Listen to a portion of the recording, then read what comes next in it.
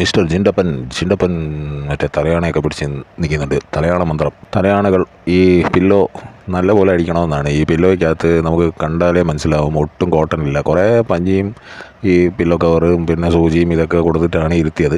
ഈ പാഴുകളാണല്ലോ ചെയ്യുന്നത്, അപ്സരയും മറ്റേ ഇതൊക്കെ. അപ്പോൾ ഇവരെ ജഡ്ജ് ചെയ്യാൻ വന്നത് ജിൻഡോയാണ്. ജിൻഡോ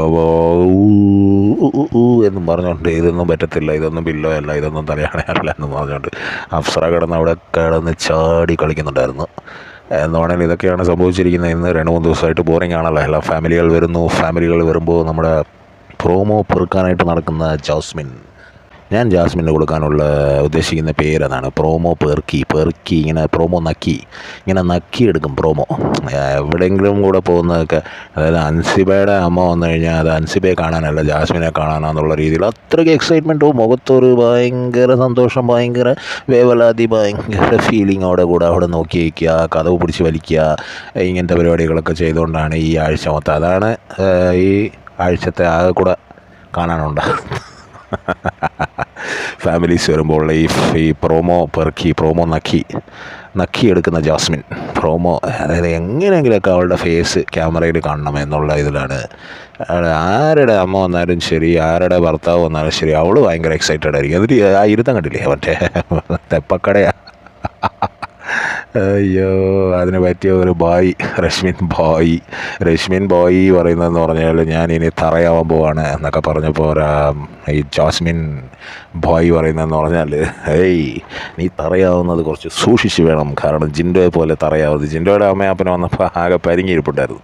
എന്നാലും പോയി വർത്താനൊക്കെ പറഞ്ഞു ശവം. അത് എന്നെ അറിയാമല്ലോ അവളുടെ ഒരു രീതി, അത് ഗോപാലകൃഷ്ണൻ്റെ നമ്പരല്ലേ എന്ന് പറഞ്ഞ പോലെയാണ്. ജിൻഡോയുടെ അപ്പനും അമ്മ വന്നിട്ട് നല്ല രസമുണ്ടായിരുന്നു.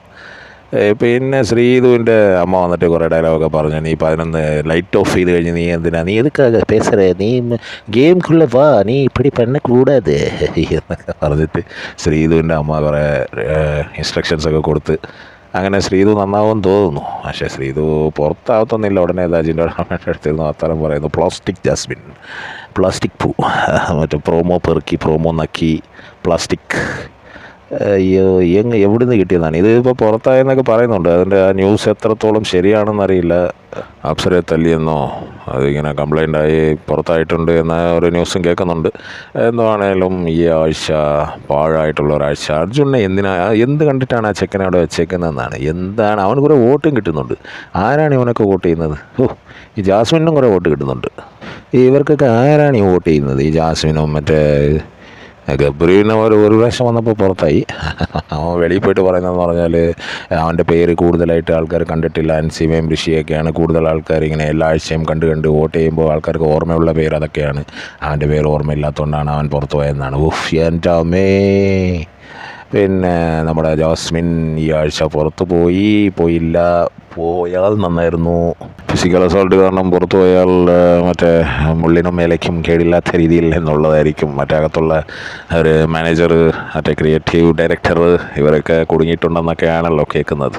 അപ്പോൾ എന്താണെങ്കിലും അവരെയൊക്കെ കേസിൽ നിന്നൊക്കെ ഒഴിവാക്കാനുള്ള സാധ്യതകൾ ഉണ്ടാവുമെന്ന് തോന്നുന്നില്ല എനിക്ക്. പക്ഷേ എന്തെങ്കിലുമൊക്കെ പ്ലാൻ ചെയ്യും ആൾക്കാർ. ഇവർ എന്തെങ്കിലുമൊക്കെ പ്ലാൻ ചെയ്ത് ഇതിനൊക്കെ രക്ഷപ്പെടാൻ ഇങ്ങനത്തെ ഐഡിയാസുമായിട്ടൊക്കെ പോരുമായിരിക്കും. ഇതോടെ അടുത്ത ദിവസം നമുക്ക് കാണാം എന്താ സംഭവിക്കുന്നതെന്നുള്ളത്. ഈ ആഴ്ചത്തെ ടാസ്കൊക്കെ കണക്കാണ്. പിന്നെ ഒരാളുണ്ട്, ഞാൻ പറയാൻ വിട്ടുപോയി, കിളി പോയ സായി. ഇയാൾ എന്തൊക്കെയാണ് ഈ കാണിക്കുന്നതെന്നാണ് എനിക്ക് മനസ്സിലാവാത്തത്. ആൾ കഴിവുള്ള ആളാണ്, ആൾ നല്ല ടാലൻറ്റഡാണ്, നല്ല ബുദ്ധിയുള്ളവനാണ്. പക്ഷേ സ്വന്തം അപ്പനെക്കുറിച്ച് ഇങ്ങനെയൊക്കെ പറയാൻ പാടില്ല ഭായി. എന്തായാലും അപ്പനല്ലേ, പോട്ടെ. പുള്ളി എന്തെങ്കിലും തെറ്റൊക്കെ കാണിച്ചിട്ടുണ്ടെങ്കിൽ അത് നിങ്ങൾ ക്ഷമിച്ചോളാം. പിന്നെ അമ്മയും സ്നേഹം തമ്മിലുള്ള പ്രശ്നം, അതൊക്കെ നിങ്ങൾ ഗെയിമിൻ്റെ ഭാഗമായിട്ട് ആണെങ്കിലും എനിക്ക് തോന്നുന്ന ഗെയിമിൻ്റെ ഭാഗമായിട്ടാണെന്നാണ്. കാരണം അല്ലാത്ത സമയത്ത് നിങ്ങളെ കാണുമ്പോൾ എനിക്ക് അങ്ങനെ ഫീൽ ചെയ്തിട്ടില്ല. നിങ്ങൾ ഒരുപാട് ടെസ്റ്റ് പഠിച്ച പോലെ ഒന്നല്ല. ഒരു ദിവസം 2-3 വീഡിയോ ഒക്കെ ഇടുന്ന ഒരാൾ വന്ന് ഈ ഒരു ഗെയിമിന് വേണ്ടി ഇങ്ങനെ പറയുന്നത് ശരിയല്ല എന്നാണ് എൻ്റെ ഒരു പേഴ്സണലായിട്ടുള്ള ഒരു അഭിപ്രായം. പിന്നെ നിങ്ങളുടെ കാര്യമാണ്, അത് നിങ്ങളുടെ ലൈഫാണ്. നിങ്ങൾക്ക് ഗെയിം കളിക്കാൻ നിങ്ങൾക്ക് എന്ത് വേണേൽ ചെയ്യാം. പക്ഷേ നമുക്ക് നിങ്ങളെ ഇഷ്ടമാണ്, അതുകൊണ്ട് നമ്മൾ പറയുന്ന ഒരു സജഷനാണ്, അത്രയേ ഉള്ളൂ. ഇതിപ്പോൾ എന്താണെങ്കിലും നിങ്ങൾ കേൾക്കാനൊന്നും പോകുന്നില്ല. പക്ഷെ എന്നാണേലും എനിക്ക് തോന്നിയത് ഞാൻ പറഞ്ഞ ആ ഒരു ഫ്രസ്ട്രേഷൻ ഞാൻ അങ്ങ് തീർക്കുകയാണ് ചെയ്തത്. തെപ്പക്കട ഇരുത്തം കണ്ടില്ലേ? എന്താണേലും മോള് പുറത്ത് വരുമ്പോൾ ഒരു ഷോക്കുണ്ട് മോളെ. ഇന്ന് ഈ പറഞ്ഞ ഡയലോഗൊക്കെ കൊള്ളാം. അത് ജിൻഡോ വെറും വേസ്റ്റാണ്, അതാണ് ഇതാണ്, അവനെ പോലെ ഒന്നും കളിക്കരുത്, ഗെയിം കളിക്കരുത്, പുറത്ത് പോകുമ്പോൾ എന്ത് വൃത്തികേടായിരിക്കും, നീ പുറത്ത് വരുമ്പോൾ എന്ത് നിന്നെ രക്ഷിക്കാൻ ആരുണ്ട്രാ, ലൂസിഫറിൽ ചോദിച്ച പോലെ നിന്നെ രക്ഷിക്കാൻ ആരുണ്ട്രാ, ആരുണ്ടടി. എന്താണേലും കൊള്ളാം ഈ പ്രാവശ്യത്തെ മാറ്റി പിടിച്ച ബിഗ് ബോസ്.